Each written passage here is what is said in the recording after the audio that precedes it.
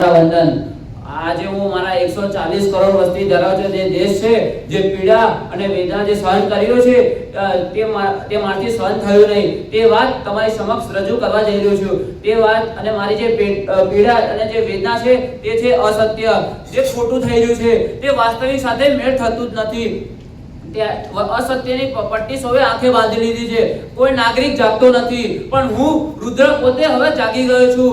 કોઈ આ અસત્ય જે થઈ રહ્યું છે અને પીડા જે થઈ રહી છે તેના માટે કોઈ બોલતું નથી, પણ હું સમાજમાં એવું બીજ એવું ઉત્પન્ન કરીશ જે સત્યમેવ જયતેની જીત લેવડાવશે। અને હું સત્યમેવ જયતેની જીત સદાય લેવડાવીશ। અને જે સત્યમેવ જયતે આપણી રાષ્ટ્ર મુદ્રા, ચલણી નોટો, આપણા પોલીસ અધિકારો, એના ખાકીમાં જે સત્યમેવ જયતે છે તેની વાત કરવા જઈ રહ્યો છું। આ સત્યમેવ જયતે ખાલી બોલવાનું, સાંભળવાનું, પણ તેના પર કાર્ય નહીં કરવાનું, પણ હું તેના પર કાર્ય કરીશ।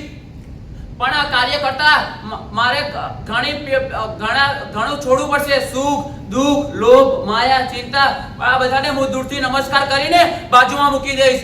અને આ અસત્ય અને ખોટું ક્યાં થઈ રહ્યું છે? આ અસત્ય સામાજિક, શૈક્ષણિક અને ધર્મમાં થઈ રહ્યું છે। આ અસત્ય માટે મારે ઘણી કિંમત ચૂકવવી પડશે, ઘણી મહેનત કરવી પડશે, ઘણો પરસેવો પાડવો પડશે। અને મારામાં જ્યાં સુધી પ્રાણ ચાલતા હશે ને ત્યાં સુધી મેં અસત્ય પર કાર્ય કરીશ। અને સત્યમેવ જયતેની જીત હંમેશા સદાય રહેશે।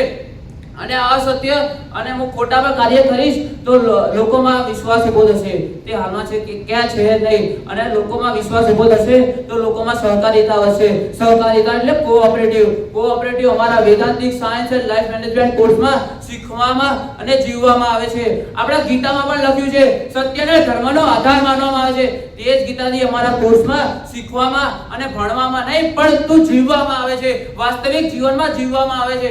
અને આ સત્ય પણ જે ખોટું, હું પોતે પણ સત્ય બોલવાનો આગ્રહ રાખીશ। અને જે અસત્ય અને ખોટા માર્ગ પર જે જઈ રહ્યા છે તેને સત્યના માર્ગ પર લાવવા પ્રેરિત કરીશ। અને